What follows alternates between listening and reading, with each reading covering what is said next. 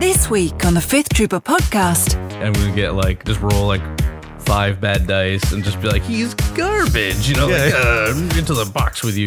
Yeah, we'll see. Yeah, after the first match, we'll see Evan crying in the corner. Welcome to the Fifth Trooper podcast.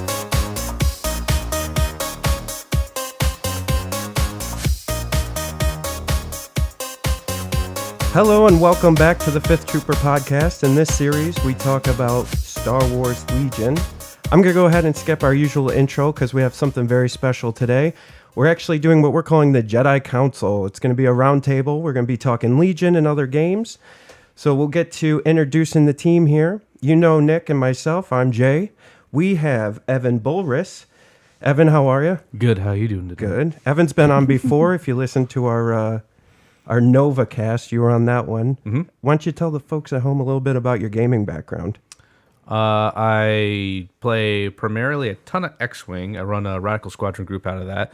I also do Legion, Bolt Action, 40K, Magic. You name a game, I've probably bought into it at least once and been sitting on a shelf now quite nicely unused. Yeah, I made the point today that Evan's like the drug dealer for games. He always has a new game. Hey, can you hear the new Shadespire came out yesterday? You want some Shadespire? Yeah, so I used to be like that, and then I stopped caring. That's true. I'm so desperate to find anybody just to play anything with me. I'm like, look, Uno, competitive Uno, you want to do that? You guys like Monopoly? You like some Warhammer Monopoly? And then we have with us Jeremy Appleton. Jeremy, why don't you introduce yourself? Tell us a little bit about games you're into. Hi, my name's Jeremy. I played Magic since about 94. I was in the Navy, played as Naval champion in 2000 and 2001.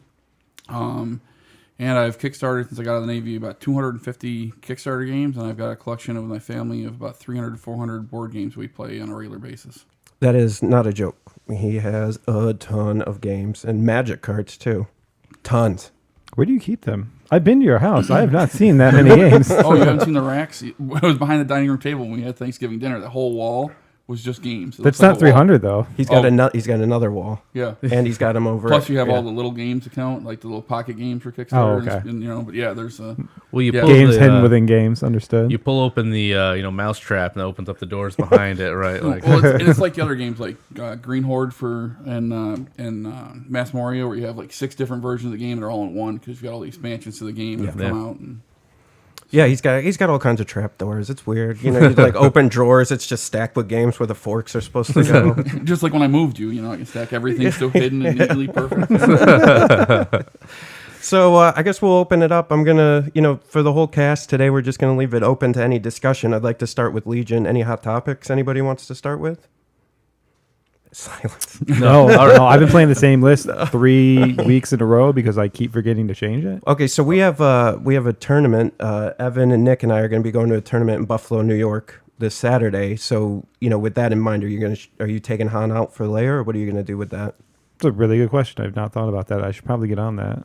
Han is possibly not. That's a tough choice between the two because Leia supports your troops way more. Han doesn't really care. Right, about your troop guys, but he's really good at picking off onesies. Yeah, he rolls 2 red. And he's good at picking out troops in the open. Yeah, he has sharpshooter 1. Okay, and he only rolls 2 red dice. So it's just like it's one of those things where if he catches somebody out in the open, he does awesome. Especially if he catches 2 and he gets to pull off his gunslinger.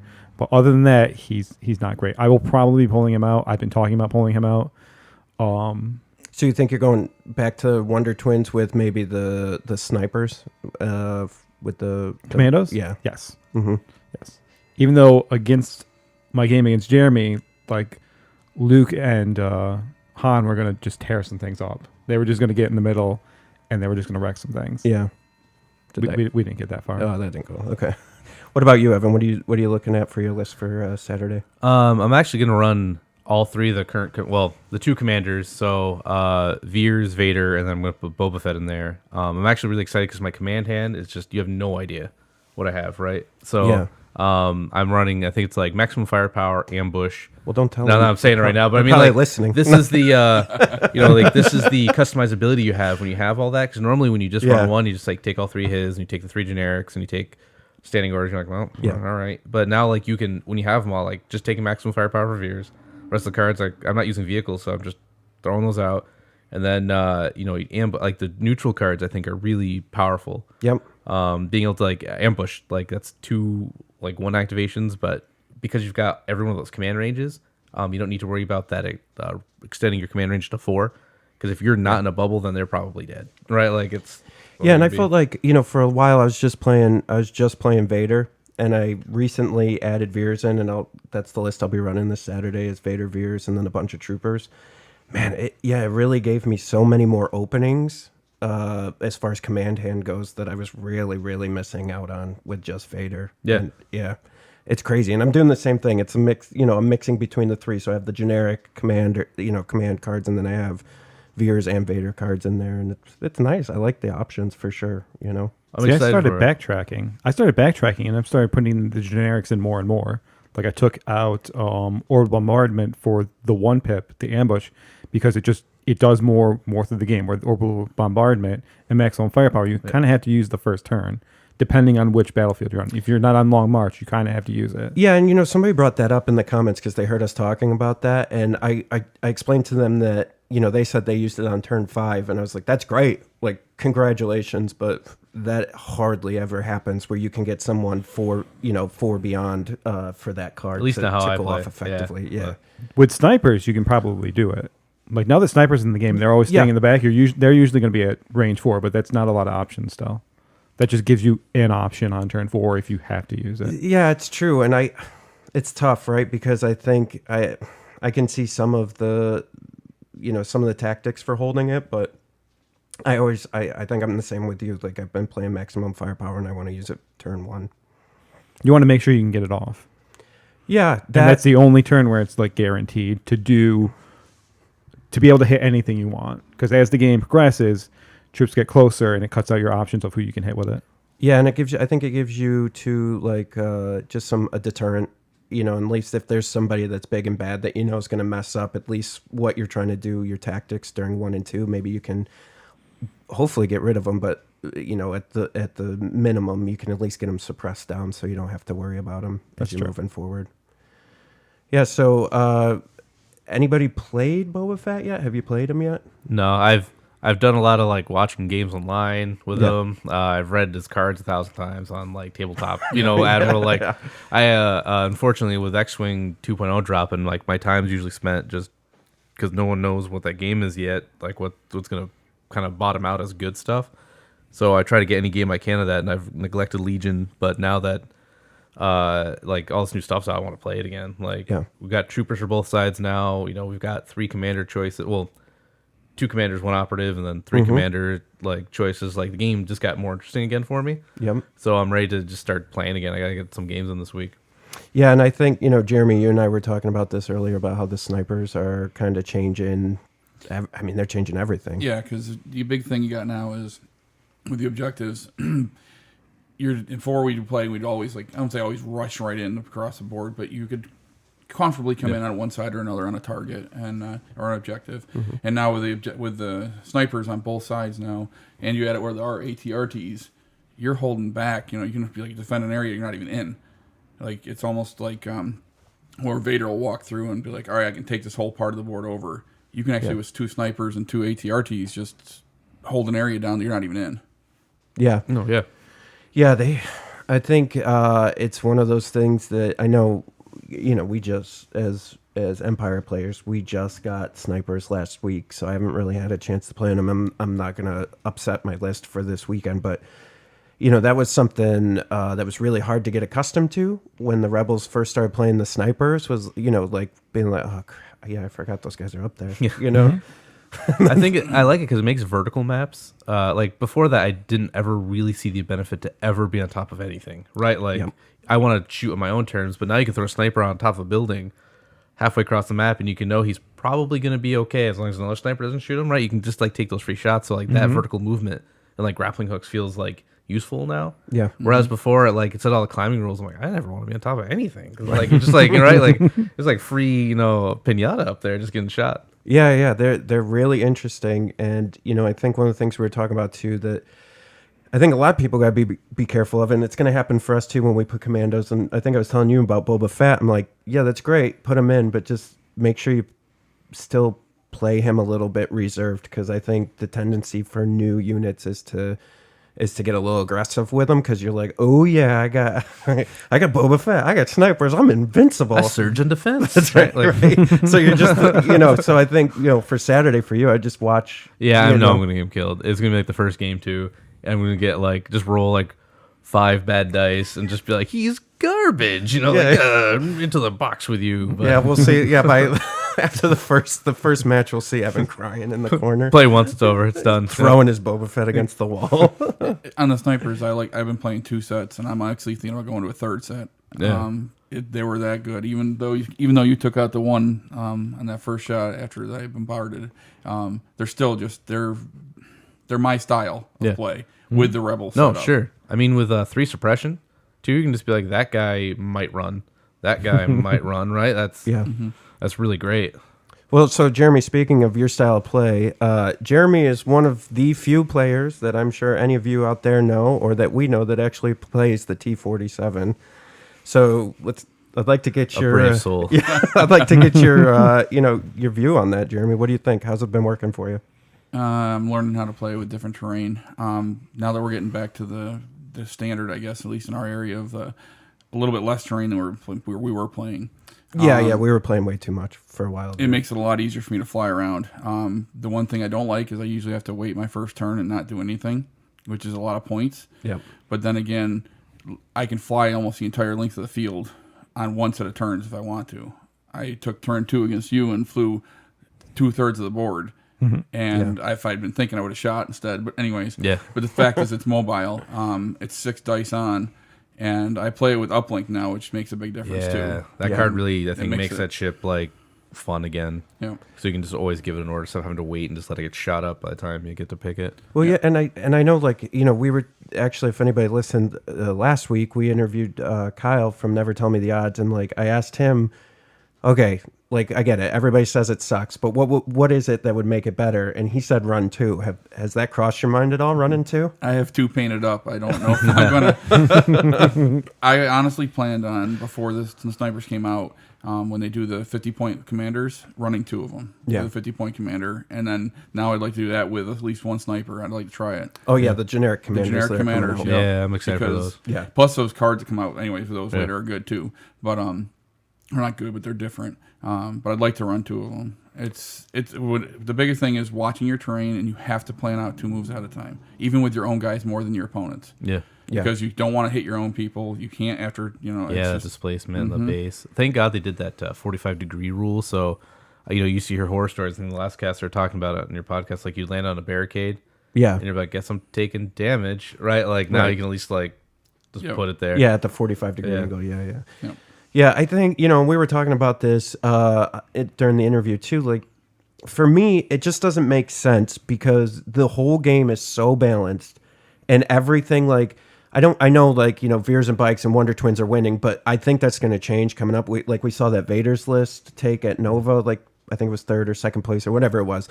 But you're starting to see some more options out there, and it just doesn't make any sense to me, with everything being so balanced, that why the T-40, why that T-47 just stinks right now. It just doesn't perform. Yeah. I will say one thing that I learned 2 weeks ago playing, and it's happened repetitively now, is that if it's not the long march and I can sit up across from you, I can actually go compulsory move, because of the base size, compulsory move, set the base, and I can fire both weapons, because I'm in a turn at the process, and I can get you in my arcs on both sides. Yeah.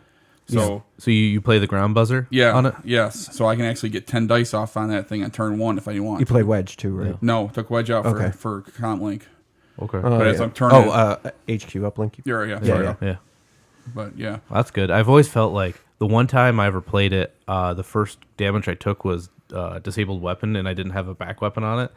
And so I'm like, oh. No, I will always play it just because. Yeah, no, really. So at least you have a gun. I'm like, oh, this is fun. Because 4 black dice are still not that bad. Fly off the on a flying target, that's very mobile. Still 4 black dice isn't that bad. It's a suppression, right? Even if you just get a couple hits in there, right? That's. Yeah, it's just so. And I go for troopers. That's the other thing. I don't go for commanders usually. It's I'm taking out units. Yeah. Because if I'm playing rebels, I've got enough guys to take. I'll out activate you. So I need to get rid of the guys who can pick up and do the actual activations on the board as far as the objectives go. No, sure. Yeah. How many activations you running now? I'm running 10. I had up to well, I had a bad 12, but I got a solid 10 now. Yeah, I played that 12 list, right? Yeah, it was weak in spots, but I found that it was annoying when, depending on how the order went, you'd be sitting there for basically 4 activations, sometimes going, oh, for God's sakes. You know what I mean? Like I think I had 7 or 8 at the time. And you're just, that is mentally daunting too. And it kind of brings you down a little bit while you're playing it. Cause you're like, oh God, like every one of my activations counts even more than it did before now, because I know a 10, 11, 12 list is going to have that many more behind me to kind of figure out what they're going to do. So if you think that's bad, quick side note on when I went to play a Conflict 47, which is a version of bolt action, and it's really what I think influenced a lot of how Legion plays, because a lot of the same thing where you put random things in a bag. So I had 8 activations, and I'm like, that's a lot for like Legion, right? That's about average. Yeah. And I go to the game, and there's 2 guys that set up all this stuff, and one guy has 18, one guy has 16, and you put all of your dice in a bag together, and then you shake it up and you draw to see whose dice comes out to activate. So I put in my 8, and then they put in 16 and 18, and I'm like, so there was like an hour sometimes where I didn't get to play, because it'd be like another German trooper, another British trooper, and I'm like, God, yeah. So if you think like 4 activations is bad, imagine just like watching like a game play out that you're in, but you're not. You're not. Yeah, it's tough though. I mean, I think I don't know. I go back and forth, and we've talked about it before. Is the activations and how important they are, and I guess I would caution that before I was all on it, right? I was like, yeah, activations, that's important. But now I'm reserved back a little bit. Like they're important, but I think they have to be the right activations and the right troops. And I think with the commando snipers now and the scout snipers, we'll be able to push that and have good units in with those activations. See, I pick out my cornerstones of what I want for my list, and then I fill in with whatever makes sense, and that's how many activations it ends up being. Like, cause like my 2 ATRTs, my Luke, always Luke, and then Leia maybe, usually, and then troopers, and just fill it in however it makes sense. I think when you were playing 7, you were at a disadvantage. Period. I think you got to have between 8 and 10, depending on whether you're. I think 7 is really low. Yeah, 7 is too low. Yeah, I was pushing it with 7, but that was when we talked about this. Like we're still trying to figure out my list, and I was like, do I want an ATST? Do I want these speeder bikes? And for some reason, the way my play style just didn't really fit to any of those units. And I don't know, I feel really comfortable with the army I have now. With just, it's all troopers, with Vader and Veers, and I really like it. It's a really good list. Well, if you go back to what little we did play Warhammer there for a couple of years, I played the lizard guys and had the big stuff, or the dwarves didn't have a lot of big stuff. But when we played against you and you taught us how to play, you were using just archers and line guys. You weren't having any big units like you could have. The big phoenixes for the elves. You didn't have any of that stuff. You were just using basics. So he's referencing we were playing 8th edition fantasy. Okay. I had, one of my favorite armies with that has always been orcs and goblins, and just because I just love the randomness. Dark Moon Clan, or I don't think that was the name, but the night goblins and stuff. Yeah, where they would pop the other ones that spin around. You field like 100 of them for like 20 points or something. Yeah, well, that's that's why I love Legion so much, is because I came from that world where I have like 6 or 7 fantasy armies, and it's like, oh, for God's sakes, I gotta get this unit, and I gotta paint up 50 miniatures, and And with Legion, it's like, I get 5. Yeah, right. Like, maybe 6. If pushing it. But I loved orcs and goblins just because of the randomness, and you had to roll before you could even move. And my God, I loved all that stuff. And sometimes they'd fight each other, which I thought was hilarious, even though it would cost me games. But for the most part, it was fun. Yeah. But it's interesting, and I think that's the good thing about any game really, but with Legion in particular, I think you can build. I think if the army works for your play style, and if you're comfortable with it, I think you have a solid chance of performing, no matter what. And that's a testament to Fantasy Flight and how they designed the game. Is X-Wing like that? Oh, very much so. I've flown what's considered meta, and I really didn't like it, and I did poorly with it, then I fly like I'm just comfortable, and I really like this ship, and I know like you can eyeball the movement template, so it's always fly what you know, fly what you like, and if it happens to be good, cool, and if it doesn't, well, it's a game, all right. Like I mean, like it used to be everyone loved Boba Fett Slave 1, right, and then 1.0 he was pretty not great. He was a lot of points, and then there's just other stuff that did it better for cheaper, but now he's like top ship in 2.0. He's pretty good. And then I heard the X-Wings are doing really well too. Oh yeah, right? like it's funny because they're supposed to be space superiority fighters, right? Like they're the Empire doesn't use them because they're just too expensive, right? So that's why the Rebels use them. And in 1.0, if someone put Luke Skywalker down, you're like, oh, free lunch. This guy's toast, like a sucker, right? He's flying like a trench run list. You're like, oh, thanks for coming to the tournament, buddy. Now you see like a trench run list, and it may not be like again top echelon, but you're like, oh crap, because Luke Skywalker's just a monster. But in that same sense, like the reason why I like Legion and X-Wing, like now, 2.0 X-Wing is like Vader, Luke, Han Solo, all the big guys. When it used to be, you put them down, you're like, nah, I don't know about that one, I don't know about that one. Now you're just like, oh god, it's Vader. And when in Legion, Vader comes up to you, you're like, uh-oh. Like you don't feel like he's a nobody, right? You're like, I have to deal with that. So yeah, and within Legion, all the main characters, you have to account. You need to know their abilities. Yeah. It's like in Magic, you need to know the cards in a current environment or in a meta. And with the commanders and the operatives, because we get used to the troops, general troopers, but you need to know everything they got at all times, even if you're not playing them. Yeah. Because you may be playing against them, like I'm playing Rebels once in a while next to me, but most of the time we play Imperial over there. Yeah. That's who we play against. And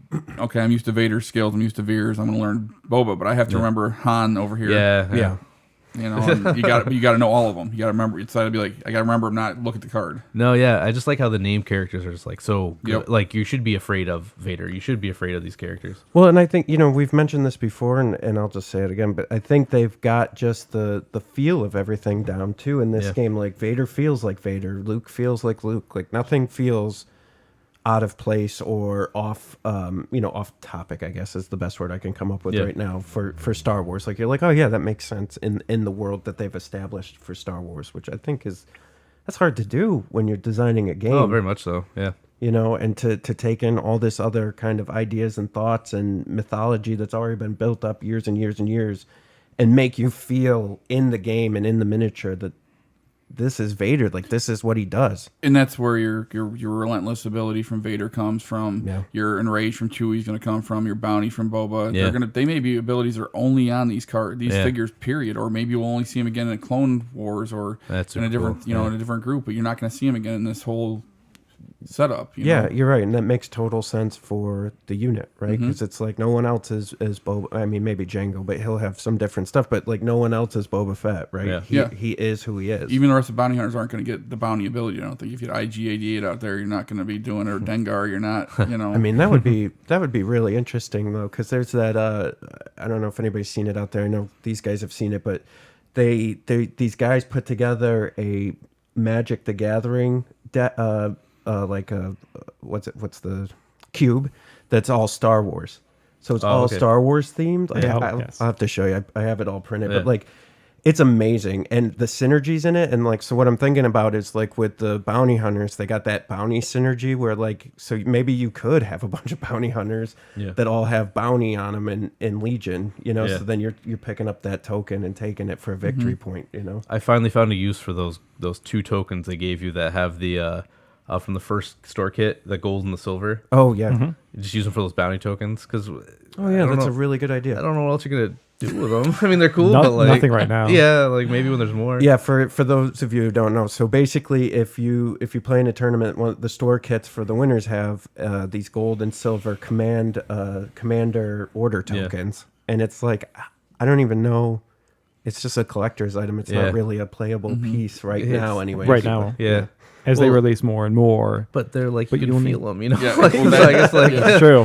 Yeah, right. So you couldn't even blind pick them. Yeah, so you just gotta lay them out and like shuffle them around. Then you're that guy who's like, look at my full silver, like. Well, it's like in X-Wing when people open up their movement templates and they have all worlds. Yeah. and like regional championship, world championship, and I've got like cardboard. I'm like, oh, okay, it's gonna be fun, I guess. Like, you see someone with all these like, gold, like icons for their guys. They're like, yeah, I play once in a while. Alt art, everything. You're like, okay, well, here all we go. acrylic. Yeah, Custom but how dice. satisfying is it when you beat somebody with just your cardboard? It is very satisfying, Yes. by the way. But Well, there's that's an it. intimidation factor. You're Well, like, isn't oh, that all your right. style anyways? I'm just going to dump my army out onto the table.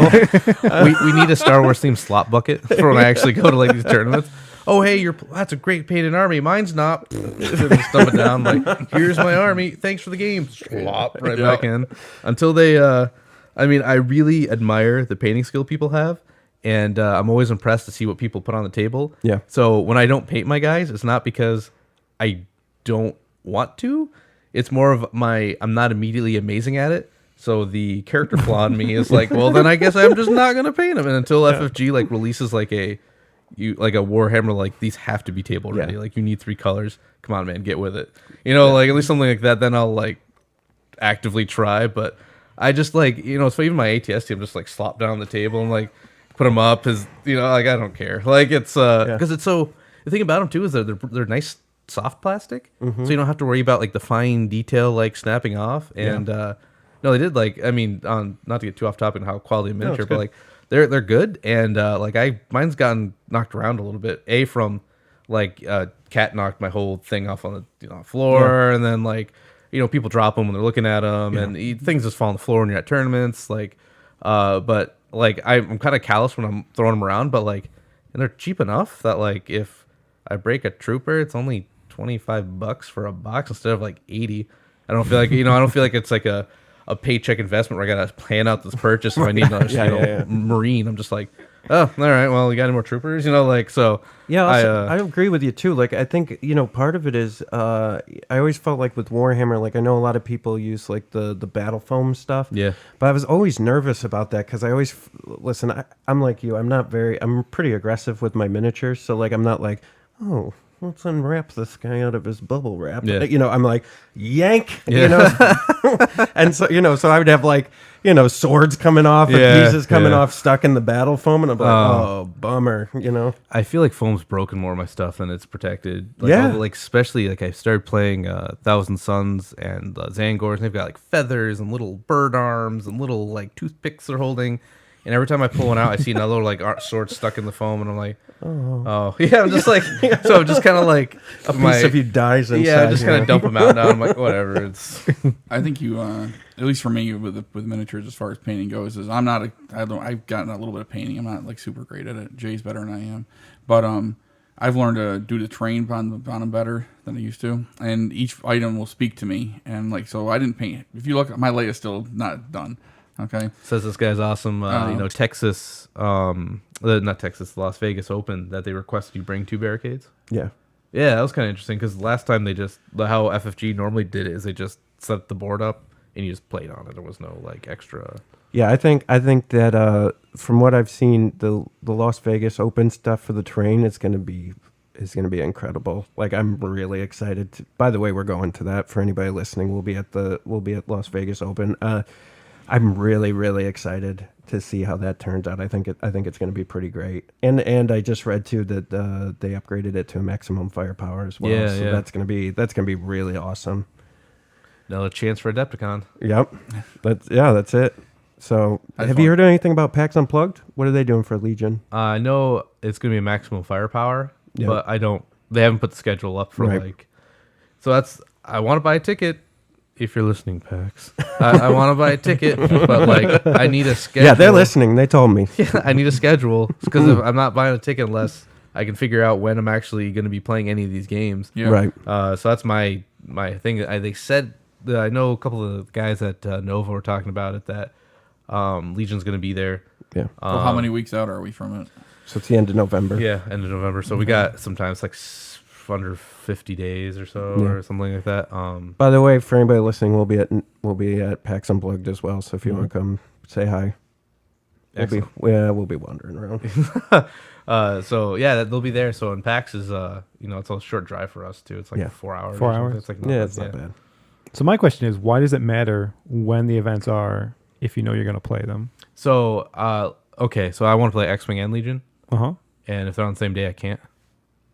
Because they're all day, so I got to pick one. Whereas I could just say like, so let's say it's on a Sunday. Let's say Legion's on Sunday, and I'm leaving Sunday.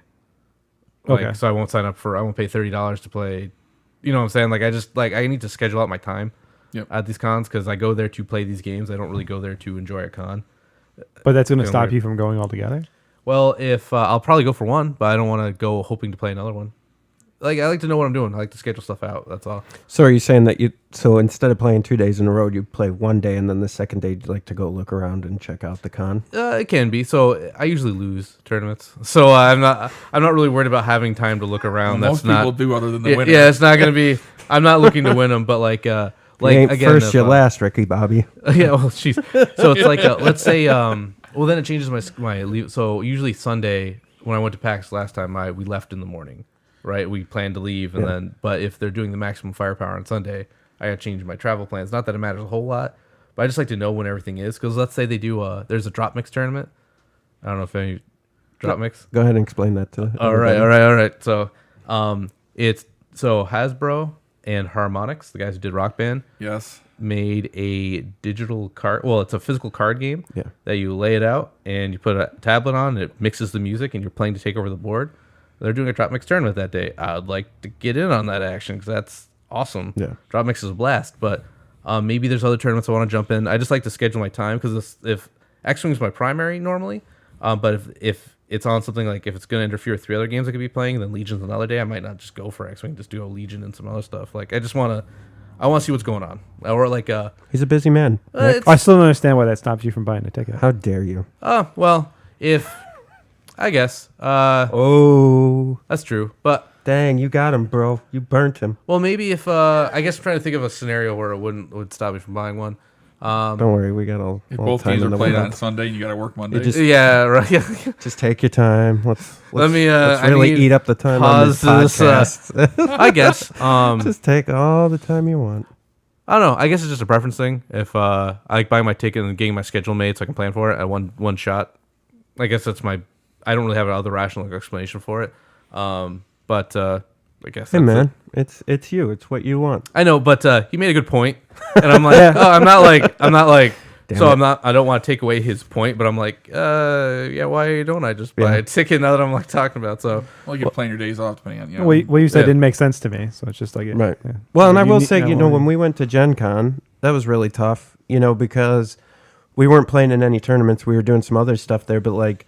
Yeah, we wanted to go see the convention and like walk around, but we already had commitments to the playtest group and stuff. So we were doing that, and it was tough for us, because it was like by the time you're done, during a tournament or doing a playtest group or whatever you're doing, it's like you're exhausted and you're like, oh my god, I just want to go get some food and go to bed now. Like I'm over this. Yeah, and it sucks because you have this huge convention of just all kinds of gaming wonders that you want to go see, which pretty interesting, That's why I like with Magic and stuff when I used to play that. I enjoyed the fact that they were not at the cons because it was like I'm going to play this for a weekend, and if I dropped out of one, I could play another tournament on Sunday or play limited or whatever. But you're still only playing Magic versus I'm going and I want to be drawn other places.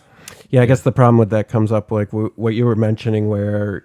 If it is just a gaming convention and there isn't anything else really going on, if you get a buy or if you get beat bad early on, like, what are you going to do till the next day type of thing, Because a lot of like FFG stuff, they normally don't run side events until day 2. Mm-hmm. So you show up, you can do like different events. So like if you lose like out on day 1, they're just like, all right, see you later. Like, buy some of our other stuff. Like, how about you get the Legion while you're here?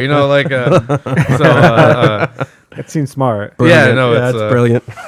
But at a con, like, you get a buy, you're like, jackpot. All right, like, I got an hour and a half to get around. But, no, like, I don't know. At first, FFG made it a thing. Well, because, let me back up even more. Cascade Games runs FFG's tournament scene, like their mobile tournaments. Okay. And so the first year they did them, they started doing the opens 2 years ago, and they did them just at event centers. And so Syracuse had the Naboo Open, and they had the biggest turnout prior to the Hoth Open in Europe, but they only did one in Europe. So either you went to that one or there wasn't. That was it, kind of thing. Gotcha. So that was cool. But when you're playing, like if you had downtime or a game ended early, because sometimes X-Wing gets real quick, and then you're just like, what do you do? So their argument for doing it at a con, because the people objected to the con thing, because like, well, I got to pay if I'm just going to play X-Wing. Like that's what I did at PAX last year. I knew PAX was going to be a big thing, but I didn't really think about it too much. I'm just like, oh, X-Wing Open, another shot to get an invite to the World Championship. Yeah, I'll do it. Like you pay $65 to get in the door, and then it's another $30 on top of that. So I'm $95 just to play one game that I may get knocked out of, because how X-Wing does it now in the tournament scene is if you go 0-2 in the first 3 rounds, you're out. That's it. Which it stinks on one end because I paid to play X-Wing, but on the other end, you don't feel like locked in. Right. But so you're just out, and normally you just go home, I guess. But let's say you traveled. Let's say you're from like, California going to PAX Unplugged, like I met a gentleman who did last year. He did well, luckily, but like if he had lost those 2 and he's just there to play X-Wing, he's like, oh, okay, right? Like I paid all this money. I'm here till Monday. Yeah, like hotel, flight. I know it's a risk. It's a game, and you're more or less gambling, right? You're throwing dice, hoping for odds you like. But like that can really stink. But on the flip side, hey, you're at a con, right? Like that's all right. I'll go to this. Like I got to meet the guys that showed up and sit down last year because I lost, and then they happened to have panels looking at the thing, and I got in line like top 10. So I got an extra long like conversation with them, which was cool. Before they realized they ran out of time, they're just speeding through people. I'm beside my X-Wing mat. Like it was really cool. So it's at first I didn't like having to pay all, because I went to a lot of X-Wing tournaments last year, so I'm paying all this additional money just to get in. Yeah. But now like I kind of see it as a benefit. So they said they're gonna mix it up this year. They're trying to get just more, just do more rounds, so it's not like because if you were in like Maine, you're not gonna play. You're not gonna get to play. Yep. Period. Like, so I'm hoping they do that. So they're running the Legion, I believe, this year too. Cool. I think. I thought they ran everything FFG. I think so, because I know they do like the L5R and everything. So you'll always see X-Wing, you'll always see Legion and the X-Wing together. I think they're trying to do that same. I'm hoping Keyforge is out for it. Yeah, that'd be good. Oh yeah, they might.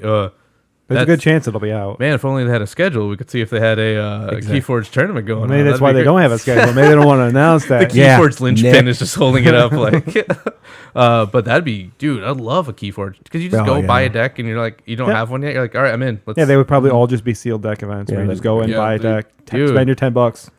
Even if they said $20 to get in, and then they give you a deck out of the deal, I'd be in. Are you kidding me? Yeah. Sweet promos. Yeah, just totally. Yeah, 100%. Which would just be tokens, because they can't actually give you cards. Yeah, I thought about that. Maybe like custom sleeves or life count, like, or amber counters or something. Cool. Like FFG has never done sleeves. I mean, they make sleeves, but they never. I've done like now. Yeah, that's true. Isn't the game supposed to be downloadable so you can play it online eventually? Is that to keep the plan? So I'm pretty sure Richard Garfield was not supposed to say that, because it sounds like something they want to do, but something they don't have plans to do yet. But the game definitely translates into digital really easily. So what I would think is you're going to get stuff for online. So you're going to get stuff to down the road. You know what I mean? Down the road. I mean, like we're talking like a year from now. Good, good examples. I beta tested an MTG Arena, and I got a code yesterday for 3 Mythic Planeswalkers, which are like the full art ones. That's cool. That are active, and now I get them and playing with them. So as a digital thing, they're actually giving out codes in random booster packs. Yeah, too. I know. I won an 8 or something. No. And the pre-release, they gave you a code in each pre-release pack for a sealed deck entry online. Oh no, that's awesome. I loved it. I've been playing a crap out of it. It's we went home from what Jay and I were doing this weekend, and on Saturday night, I was pretty beat from doing the con kind of thing we did. But anyways, more of a toy fair. But anyway, I got home and I did my pre-release then, and I went 7-2 and actually got all the packs, and then I got my money back, my gems back. That's awesome. Because when I beta tested that, I actually put about $300 into that. Sure. When my wife watches this, she'll be real happy. But yeah, I mean, that's what I did. So anyway, I went ahead and bought some packs and built some Type 2 decks already. So that's awesome. All right, well, let's wrap it up. Anybody got anything else they want to talk about real quick? Well, sure. Speaking of Magic, but this is a kind of a long one. Yeah, go for it. Whatever. Hey, it's going to be long, everybody. So if you're listening and you're tired, always just chop it pause it and come back. No, I'm not chopping nothing. You go ahead and you talk. So about 2 weeks ago, and we're recording this on October 1st, so was the Magic World Championship, and one of the biggest thing that came out of it was that Jerry Thompson, a pro player, actually sat out of the tournament. He boycotted it. And we're not just saying he just didn't go. He actually went to Vegas, which is where the tournament was, and he decided the day before, it's just like, I'm not going to do this. I'm just not going to sit on this. And the reasons why is because he was upset with the support that Wizards gives to their pro players. He feels that they don't support the players enough, they don't highlight the players enough to get them sponsorships, and that he wants changes made so that the dream that Magic is really selling, that Wizards is selling, that you can play Magic as a living, be more of a reality. Now, okay, so like an esport, yes. like take Capcom World Tour where they do a Street Fighter, where if you win, like they'll sponsor you to go around. Okay. And then this made me think of another thing that was a bit more relevant to what we're talking about here. But what do you think about Wizards and their support and the fact that they sell the dream? Yeah, so I'll take Tekken, for example. I love fighting games, and the dream is getting good enough to get sponsored and just play Tekken all the time, right? Like, and you can actually when you watch a Tekken match online, or you watch a stream, or you're watching Evo once a year, huge tournament, everyone goes, plays all these games, these people, right? Like, I couldn't tell you, besides Brian Keebler, and he hasn't played Magic in you saw like 3 or 4 years. Money. Yeah. Hearthstone. Yeah, like, he's a guy who I don't really, it's interesting, like, Hearthstone's a game I like to play once in a while. I don't care about the player so much, but when he's just talking about him playing cards, like, I like his mentality of like how I chose this card because it does this. I think this is a good matchup against this. And you can use a lot of what he's saying for anything. But for like Tekken, like, I see these guys, I'm like, oh, that's, low kick, he's really good. Oh, it's Little Majin. He did this, he was the first American to make top 8 in Tekken in like 5 years. And he did it with like a B tier character. Like, you see these characters get these great stories, but I couldn't name you a Magic player. And the big thing is sponsorship. They won't. Yeah. This is a whole nother topic, but is Magic not letting you have sponsors? And I don't know if they're not letting you. It's that their coverage is so poor. Who would want to sponsor? Exactly. Yeah, who would want to sponsor? You also, there was a time. I'm for personal experience. I'm telling you, there was a time. I don't know how it is in the last 5 years for sure, but there was a time where you could not be sponsored. You were not allowed to have a corporate sponsorship until they did a team event, team series. Well, and I would say, okay, so just as the state of gaming in general, right? There's only a few top tier gaming companies, right, that have the money that could actually sponsor someone. So the question is, you need to get enough people listening or watching so that someone who's just like, I'm gonna just say something stupid here, but like Rubbermaid, for instance, with race car driving, right? Mm-hmm. Like, if you wanted Rubbermaid to sponsor John Smith, the Magic player, well, you have to have from a marketing perspective, if I was going to give you that marketing money to do that, you have to show me the numbers that it's going to affect. Which is coverage, and you're right, where coverage has got to be coverage, and that better.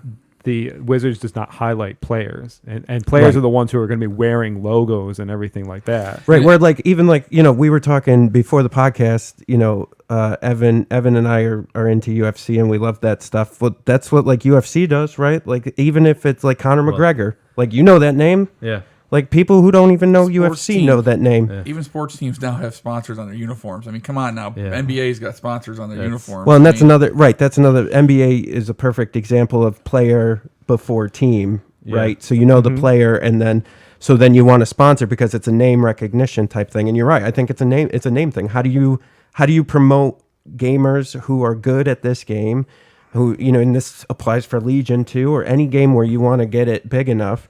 How do you promote those individual players to a point where, whether it's paid, but, even if they're not paying them, but they need to promote them to a place where they can get a sponsorship, where they can get paid through another contract. And then it becomes a cycle of more people want to play, more people fund the game, you make more money. It's just like... Well, yeah, totally. Because if somebody told me today, like, hey, like, let's use Nicholas Freeman, for example, he plays Legion, and he's pretty big. He does Impact X and stuff. So let's use him as an example, right? Like, if somebody told me, like, did you hear he made like $70,000 this year just playing Legion?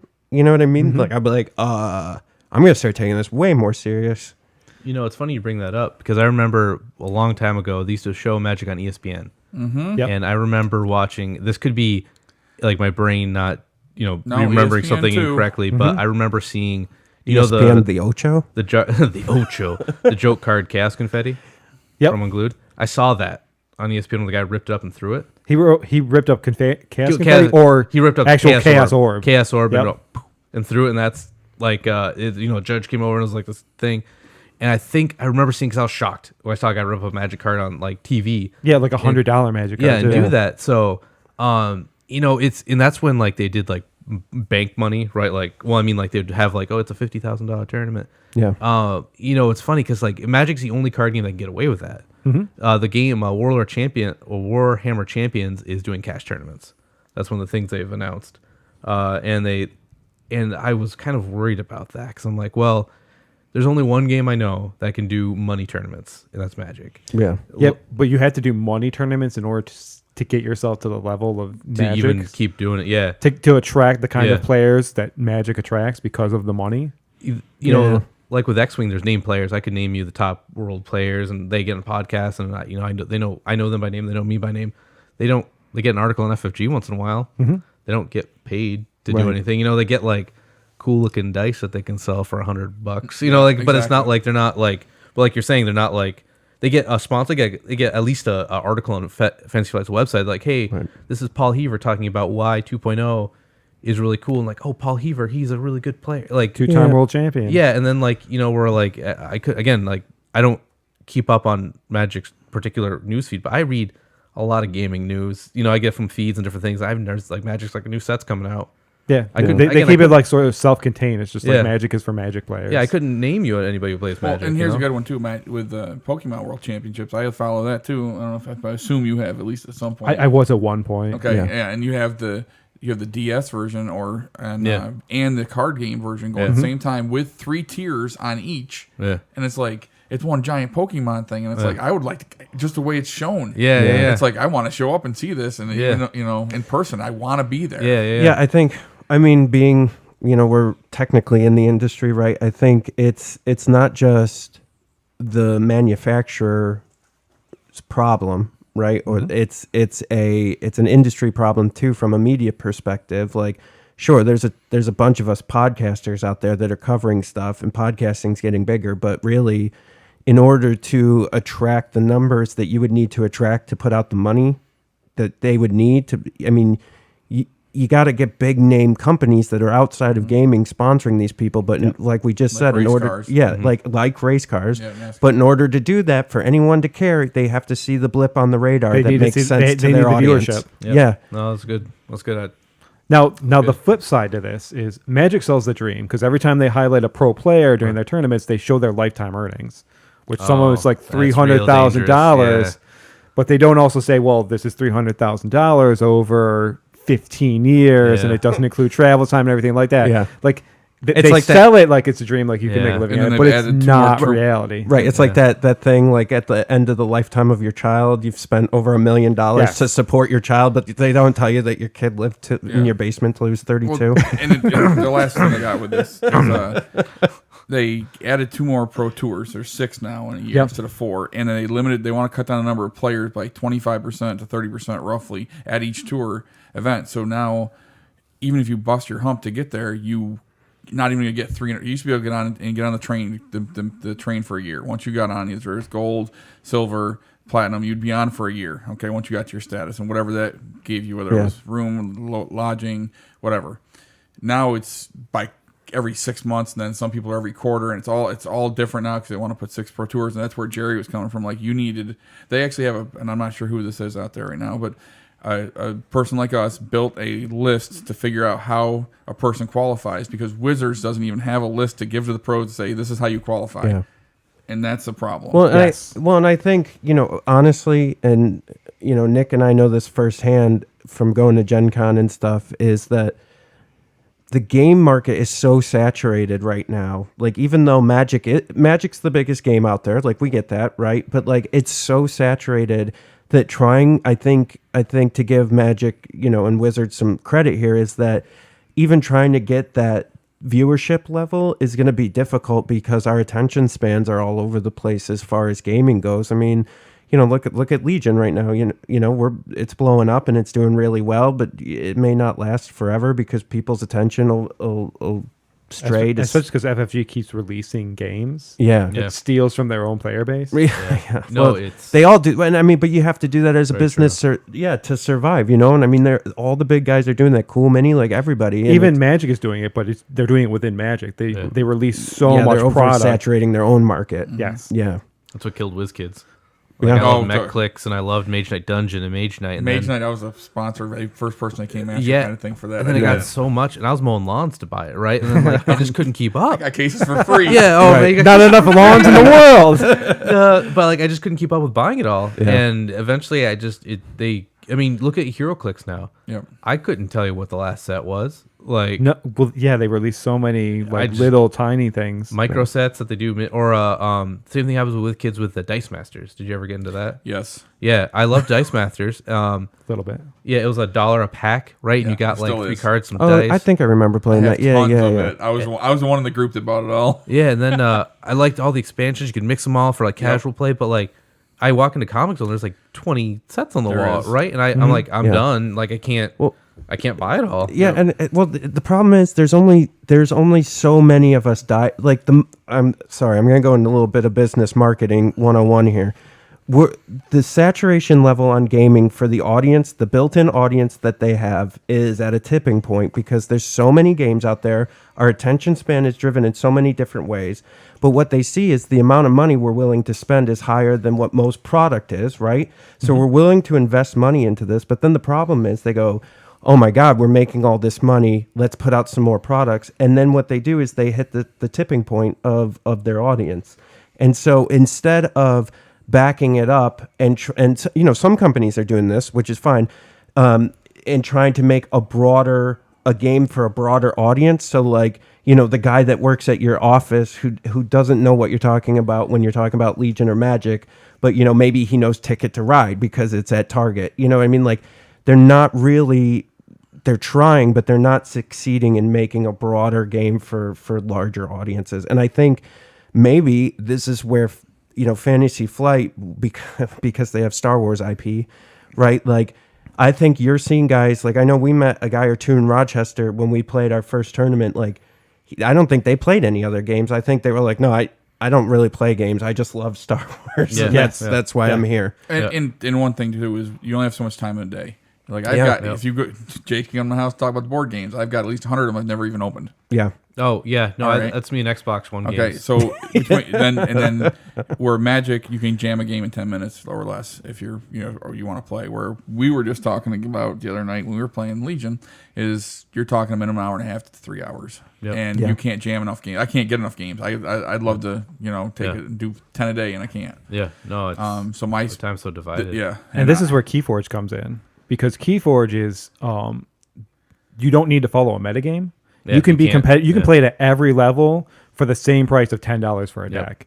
No, you can metagame by buying tons of decks and trying to find a powerful deck and yada yada yada. But you buy one deck, you can play competitively at any point. You can show up to any tournament after you haven't played for 4 or 5 months, and you don't need to know the metagame. You don't need to know what the powerful cards or anything like that. You can just play and be competitive. Yeah, I think the key for them is going to be support. The proper support for that prize, not just prize support, but tournament support and and community outreach. I think are going to be the 2 big things for that game. I think they have a real winner. This is one of those. Richard Garfield. Yeah. Well, Robo Rally. Come on, I love the man, and I've met him, but Robo Rally's no. Yeah. But I mean, they got the name. They've got a game that's easy to play. They've got all the ingredients, I think, to be truly, truly successful as a competitor against Magic and Yu-Gi-Oh! And whatever other crap people are playing. And, I think they have a real chance, but what they got to do is right from the gate, set up support for everything. And the community outreach has got to be there to a level where the everyone feels supported and it's accessible to everyone. The one thing you got here where you have that I see, which is a positive for that, is that they already have the roads made because of all the other games they have. Oh, so yeah. the stores already have the stuff coming in, where you have other games that are they're harder to get their roads in because people don't want to like take a chance on this game where because it's FFG they just they're already coming out with stuff. You're already ordering you're already ordering your kits for this pre-release. You're already ordering this new restock and everything else. So it's just going to slide right in and come right in. It's like D&D and Wizards. How D&D is just blown up with all the new miniatures and stuff that have come out with that because it's just on the same order form and just like, all right, blah blah blah. Here it is. It's not like Well, this was also the other side of the point I wanted to make about Jerry Thompson is Magic's trying to sell the dream. Like we at this table and everyone I hear complains about the support that FFG gives. That it's not good enough. It's we need more money when we go to a tournament and travel and whatnot. But FFG isn't trying to sell anything. No. They're trying to sell a good community and here's some cool stuff if you attend. And you just have different levels of play and it's really different levels of competitiveness. So you have game days at your local store for people who just want to show up that goes into store championships, which are at fairly abundant. You might have to travel if you want to go to more than one of them, but you have one in the area, to regionals, which you might have one within an hour or two, but you generally have to travel that goes right up into national championships and worlds, and it's just more and more competitive, and you're going for the competitiveness. And the prizes are just cool things that are kind of worth money, but aren't really worth money. No, I mean, that's, X-Wing I've never had a problem with. Like, besides this last Nova, I've never had a problem with prize support. They gave us you travel to get a 1.0 card when 2.0 comes out the next 2 weeks. So I was there waiting, and everyone's like pumped because the Kylo Ren card, and I'm a first order player, so I'm waiting for my kit to come out. And I'm like, oh, guys, can't wait for that 2.0 Kylo Ren full art card. And they're like, it's 1.0 only. And I'm like, what? And so the guy was getting, he's like, excuse me, sir, would you like your 1.0 Kylo Ren? People are like, nah. It's like, get out of here. But that's the only time I've ever felt like, I'm like, wow, they really dropped the ball here. Because normally you go every month, you get a new kit for X-Wing.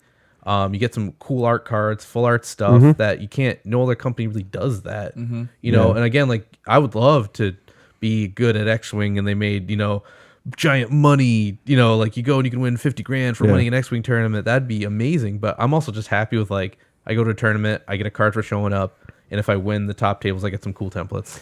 Like that's and I guess to go back, like when I was saying like they need to support, that wasn't a knock against what they're doing now. I'm saying. For Keyforge in particular, if it wants to be a competitor in the Magic, Yu-Gi-Oh, Pokemon area, like when we go to a pre-release or when we go to like a Friday Night Magic and you win and you top 4 or whatever, you're getting a couple packs, you're getting, or the pre-release, you're getting the whole pre-release kit and all these packs and cards and stuff.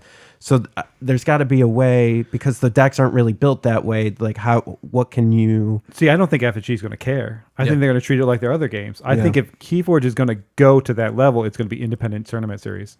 And I think the game is going to be hopefully popular enough, but it's also easy enough, it's accessible enough that could definitely happen as long as people step up and host those tournaments. They've already got the player base if they can convert them. Yep. Because like you're saying, you got downtime between games for X-Wing and so if we can jam it into there, like Magic was originally designed to be in between D&D sessions or breaks in D&D, that's where Keyforge is going to go. Keyforge is literally a pack of cards I keep in my bag. I don't exactly. Basically, everyone will own a Keyforge. I could bring like 8 players in my bag, right? And not have to worry about space. Exactly, and keep them right in your with your minis games and just have it there. That's what I think the key is, a start at least. Absolutely. All right, cool. Well, I'm going to wrap it up there. Thanks, everybody, for listening. Thanks to the council for joining us today. You can find us anywhere podcasts are found, and I mean anywhere. iTunes, Spotify, Google Play. We're everywhere. And you can find us on Facebook or Twitter. That's at 5th Trooper. Thanks for listening. Take it easy, everybody. Have a good one. Join us next week for another edition of the 5th Trooper Podcast.